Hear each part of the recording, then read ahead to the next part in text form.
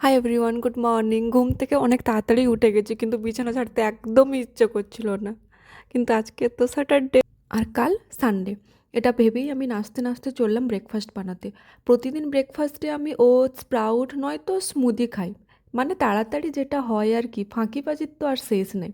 তাই আজকে আর ওইসবের দিকে না গিয়ে চললাম সোজা পাস্তা বানাতে। সাথে ছিল লেমন টি। তারপর ব্রেকফাস্ট করে সোজা ল্যাবের দিকে রওনা দেওয়া। শেষে যখন ল্যাব থেকে বেরোই, মনে তখন শুধু একটাই গন্ধ, কাকিমার দোকানের কফি আর আমার প্রিয় গজা।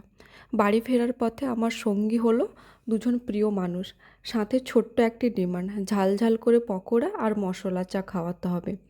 কার এই কম্বিনেশনটা ভালো লাগে আমাকে জানিও। এরপর চললাম পাশের সুপার মার্কেটে। পৌঁছেই তুলে নিলাম একটা আইসক্রিম। আজকের মতন ডিল ডান। ভালো লাগলে একটা লাইক আর শেয়ার করে দেবেন।